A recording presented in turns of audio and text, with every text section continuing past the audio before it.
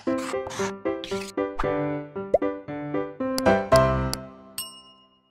Students, welcome back to Blueprint Digital. आज की इस वीडियो में हम पत्ती की आंतरिक संरचना के बारे में पढ़ेंगे।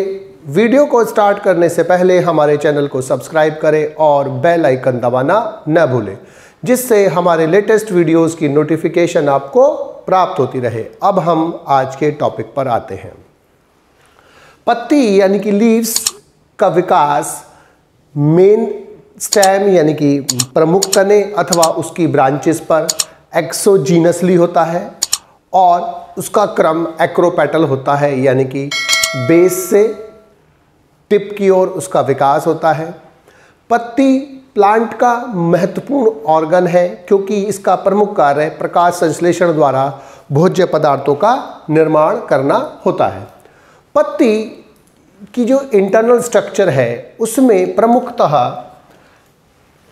3 संरचनाएं पाई जाती हैं, जिसमें number 1 upper epidermis, number 2 lower epidermis और बीच में पर्णमध्योतक यानी कि मीजोफिल टिश्यू। यानी कि पत्ती में 2 एपिडर्मिस होती है, एक ऊपरी यानी कि अपर एपिडर्मिस, नीचे लोअर एपिडर्मिस, और दोनों के बीच में जो टिश्यू होता है उसे हम पर्णमध्योतक यानी कि मीजोफिल्स कहते हैं।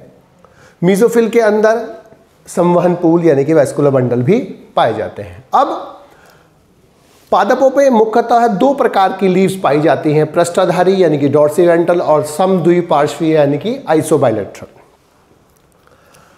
डॉर्सीवेंट्रल नाम से पता चल रहा है कि एक ऐसी पत्ती जिन्हें पृष्ठतल और अधरतल में आसानी से विभेदित किया जा सके, यानी कि एक ऐसी पत्ती जिसमें पृष्ठतल और अधरतल स्पष्ट रूप से विभेदित होते हैं, उन्हें डॉर्सीवेंट्रल यानी कि पृष्ठधारी लीव्स बोलते हैं। पृष्ठधारी लीफ में अपर सरफेस पर सूर्य का प्रकाश अधिक पड़ता है, जबकि लोअर वाली सरफेस पर, नीचे वाली सरफेस पर, अधरतल पर सूर्य का प्रकाश कम पड़ता है। लेकिन एक ऐसी पत्ती जिससे पृष्ठ और अधरतल समान होते हैं और जिस पर दोनों तलों पर यानी कि पृष्ठतल और अधरतल दोनों तलों पर सूर्य का प्रकाश समान मात्रा में पड़ता है, ऐसी लीफ को हम समद्विपार्श्वीय यानी कि आइसोबाइलेट्रल लीफ कहते हैं। तो जिनमें पृष्ठतल और अधरतल स्पष्ट रूप से विभेदित होता है, जिन पर सूर्य का प्रकाश अपर सरफेस पर ज़्यादा पड़ता है, निचली सतह पर कम पड़ता है, वो पृष्ठधारी यानी कि डॉर्सीवेंट्रल लीफ। जबकि वे लीफ जिसमें पृष्ठ और अधरतल समान होता है और जिस पर दोनों सतह पर सूर्य का प्रकाश समान मात्रा में पड़ता है, उन्हें हम समद्विपार्श्वीय यानी कि आइसोबाइलेट्रल लीव्स कहते हैं। जो पृष्ठधारी लीव्स यानी कि डॉर्सीवेंट्रल लीफ है, वो मुख्यतः द्विबीजपत्रीय पाई जाती हैं।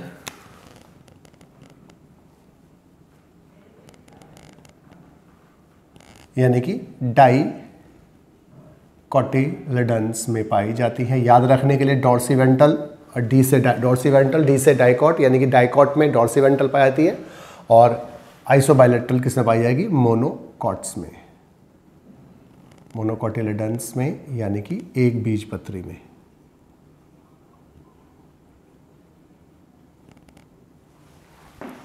अब दोनों प्रकार की पत्तियों की संरचना लगभग समान होती है, जिसमें थोड़ा सा अंतर होता है। पहले हम द्विबीजपत्री पत्तियों यानी कि डॉर्सीवेंट्रल लीव्स के बारे में पढ़ेंगे। जो डॉर्सीवेंट्रल लीव्स हैं उनमें ऊपर की तरफ एक अपर एपिडर्मिस प्रेजेंट होती है और नीचे की तरफ एक लोअर एपिडर्मिस प्रेजेंट होती है। और डाइकोट लीफ में मुख्यतः जो स्टोमेटा प्रेजेंट होते हैं वो निचली सतह पर ज़्यादा होते हैं, ऊपरी सतह पर कम होते हैं अथवा अनुपस्थित होते हैं। अर्थात इनकी लीफ हाइपोस्टोमेटिक होती हैं, अर्थात इनमें लोअर सरफेस पर ही स्टोमेटा पाए जाते हैं, ऊपर वाली सरफेस पर या तो स्टोमेटा नहीं होते या बहुत कम होते हैं। और इनमें जो उपचर्म होता है यानी कि जो क्यूटिकल होता है वो बाह्य त्वचा पर उपचर्म प्रेजेंट होता है, लोअर पर भी प्रेजेंट होता है, लेकिन जो ऊपरी बाह्य त्वचा है उस पर उपचर्म अधिक मोटा होता है, जबकि नीचे वाली पर उपचर्म जो होता है अधिक मोटा नहीं होता, पतला होता है। स्टोमेटा बेसिकली नीचे की तरफ प्रेजेंट होते हैं और वो एक कैविटी में खुलते हैं जिसका नाम होता है सब स्टोमेटल कैविटी। सब स्टोमेटल कैविटी। रंध्रों का काम गैसियस एक्सचेंज करना होता है, साथ ही साथ ये वाष्पोत्सर्जन यानी कि ट्रांसपायरेशन में भी भाग लेते हैं। अब जो बीच वाली जो सरफेस होती है दोनों के बीच में, जो अपर एपिडर्मिस और लोअर एपिडर्मिस के बीच में जो स्तर होता है, हम उसे पर्णमध्योतक यानी कि मीजोफिल कहते हैं। और मीजोफिल बेसिकली क्लोरोप्लास्ट युक्त पैरेन्काइमा सेल से बना होता है और इसका प्रमुख कार्य भोज्य पदार्थों का निर्माण करना होता है। इसी के कारण जो लीफ होती है उसे किचन ऑफ द प्लांट बोलते हैं, यानी कि उसमें खाना बनता है। क्लोरोप्लास्ट को किचन ऑफ द सेल बोलते हैं। तो इसमें जो डाइकॉट में जो पर्णमध्योतक है यानी कि मीजोफिल टिश्यू जो होता है वो दो भागों में बटा हुआ होता है। एक होता है पैलिसेड यानी कि खंभ ऊतक और दूसरा होता है स्पॉन्जी पैरेन्काइमा यानी कि स्पंजी मृदूतक। जो खंभ ऊतक है यानी कि पैलिसेड टिश्यू है उसमें वो अपर एपिडर्मिस के ठीक नीचे प्रेजेंट होता है और इसकी सेल्स खंबे समान लगी होती है, लंबवत लगी हुई होती है और इनके बीच बीच में इंटरसेलुलर स्पेस ना के बराबर होता है या एब्सेंट होता है और इनमें क्लोरोप्लास्ट बहुत अधिक प्रेजेंट होता है और इसीलिए ये प्रकाश संश्लेषण का कार्य करती हैं। और इस टिश्यू को जो ऊपर की तरफ लंबवत लगा हुआ होता है उसे हम पैलिसेड अथवा खंभ ऊतक बोलते हैं। इसमें क्लोरोप्लास्ट अधिक मात्रा में पाया जाता है।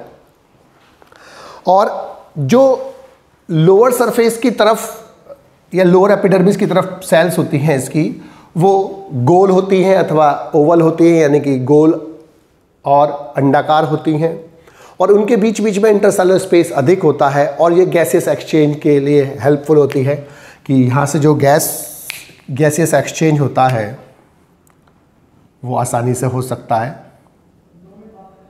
तो गैसियस एक्सचेंज में हेल्प करती हैं और ये फूड के स्टोरेज में हेल्प करती हैं। इसके बाद जो इसके अंदर वेस्कुलर बंडल होते हैं, संवहन पूल होते हैं, वो रेटिकुलेट वेनेशन इसमें पाया जाता है, सिरा विन्यास पाया जाता है और जो मेन वेन होती है उसमें बड़े वेस्कुलर बंडल होते हैं, संवहन पूल होते हैं और जो साइड वाली ब्रांचेस होती हैं उनमें छोटे संवहन पूल होते हैं। इनमें जो संवहन पूल होते हैं उनमें संवहन पूल के अंदर जाइलम और फ्लोएम प्रेजेंट होता है और कैम्बियम इनमें एब्सेंट होती है और इनके संवहन पूल संयुक्त यानी कि कॉन्जॉइंट, कोलेट्रल और अवर्धी यानी कि क्लोज्ड होते हैं। संयुक्त का मतलब होता है जाइलम फ्लोएम एक ही त्रिज्या पर, कोलेट्रल का मतलब होता है फ्लोएम बाहरी की तरफ होता है। अब जो अवर्धी का मतलब है, क्लोज का मतलब कैम्बियम एब्सेंट है। इनमें जाइलम जो होता है वो ऊपर की तरफ यानी कि अपर एपिडर्मिस की तरफ होता है और फ्लोएम जो होता है वो लोअर एपिडर्मिस की तरफ होता है। जाइलम में जो प्रोटोजाइलम होता है वो ऊपरी बाह्य त्वचा की होता है यानी कि प्रोटोजाइलम यहां होगा और मेटाजाइलम फ्लोएम की तरफ नीचे होगा। इसके बाद जो संवहन पूल होते हैं उनमें चारों तरफ पैरेन्काइमा सेल्स की एक कवरिंग प्रेजेंट होती है सामान्यतः, जिसे हम संवहन पूल के ऊपर जो कवरिंग है उसको हम बंडल शीट यानी कि बंडल आच्छादन बोलते हैं। तो बंडल शीट इसको प्रोटेक्शन में हेल्प करती है।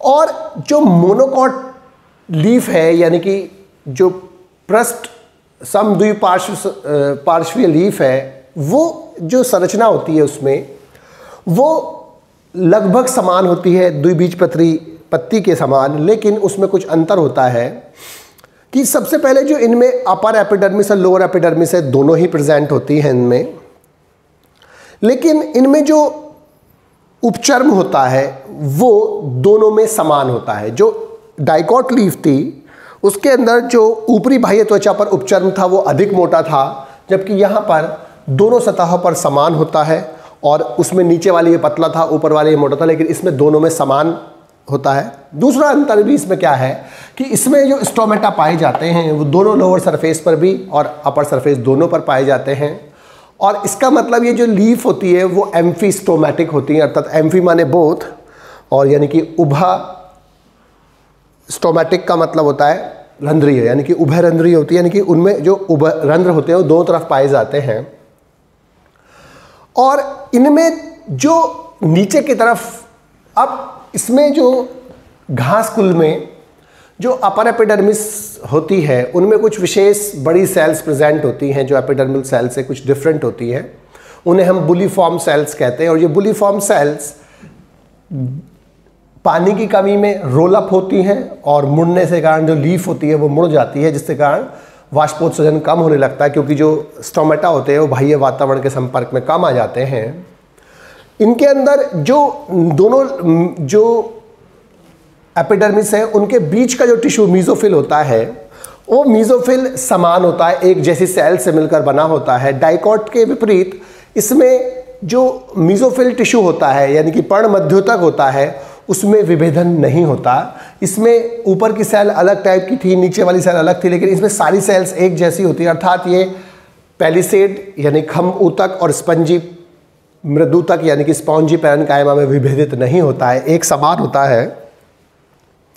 बीच में जो संवहन पुल होते हैं वो सेम होते हैं, संयुक्त होते हैं, कोलेट्रल होते हैं, अवरोधी होते हैं। बंडल शीट इसमें भी प्रेजेंट होती है, जाइलम इसमें भी बाहर की तरफ, फ्लोएम नीचे की तरफ, प्रोटोजाइलम ऊपर की तरफ, मेटाजाइलम नीचे की तरफ होता है।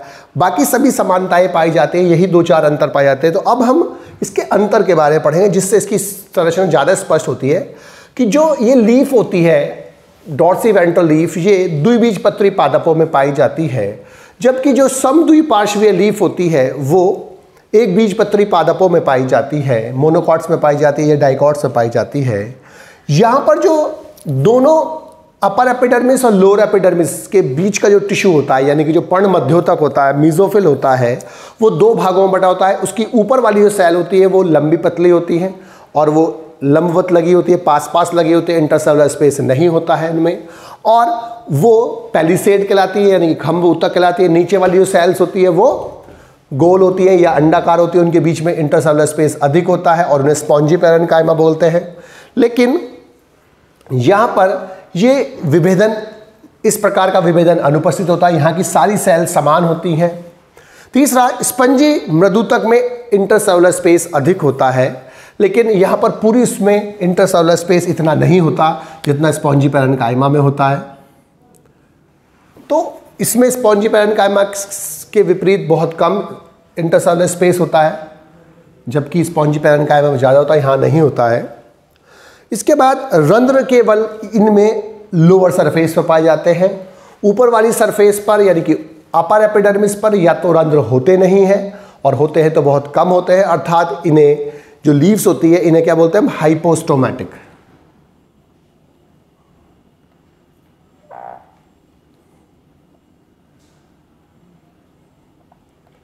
लेकिन इसमें जो लीव्स की दोनों सरफेस पर ही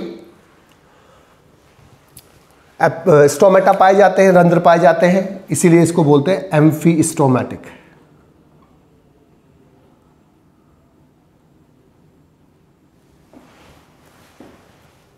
इसके बाद इनमें बुलिफॉर्म सेल्स नहीं पाई जाती हैं, लेकिन इनमें बुलिफॉर्म सेल्स पाई जा सकती हैं। जो डाइकॉट की लीफ है उसमें ऊपरी बाह्य त्वचा पर उपचर्म जो होता है अधिक मोटा होता है। यहाँ पर जो उपचर्म प्रेजेंट होगा वो अधिक मोटा होगा और नीचे वाली सरफेस पर कम मोटा होगा। लेकिन जो एक बीजपत्री पादपों में पाई जाने वाली आइसोबाइलेटरल लीफ है उनमें जो उपचर्म होता है वो दोनों सतहों पर समान होता है। इसके बाद जो मध्यशिरा में स्थित संवहन पूल, जो मध्यशिरा में संवहन पूल होते हैं उनकी अधर तल पर और पृष्ठ तल पर यानी कि इसके डॉर्सल सरफेस पर ऊपर की तरफ भी और नीचे की तरफ भी जो सेल्स होती हैं वो या तो पैरेन्काइमा सेल से बनी होती हैं या कोलेनकाइमा यानी कि या तो मृदूतक होती हैं सेल्स या वो स्थूल कोण ऊतक की सेल्स होती हैं। लेकिन यहाँ पर जो इसके ऊपर जो मध्यशिरा के अंदर जो संवहन पूल के पृष्ठ तल पर और अधर तल पर जो सेल्स पाई जाती हैं वो स्क्लेरेन्काइमा टिश्यू की यानी कि दृढ़ऊतक सेल्स होती हैं। तो ये बेसिकली 8 अंतर हैं जो डाइकॉट की लीफ में और मोनोकॉट की लीफ में पाए जाते हैं, अन्यथा स्ट्रक्चर इन सब की समान होती है। बच्चों, आज की इस वीडियो में बस हम इतना ही पढ़ेंगे। हमारी इस वीडियो को आप लाइक करें और अपने दोस्तों के साथ शेयर करें। यदि आपका कोई डाउट है तो आप हमें कमेंट करके बता सकते हैं। इस अध्याय को और अच्छे से पढ़ने और समझने के लिए आप चित्रा प्रकाशन की बुक एक्टिव जीव विज्ञान की सहायता भी ले सकते हैं।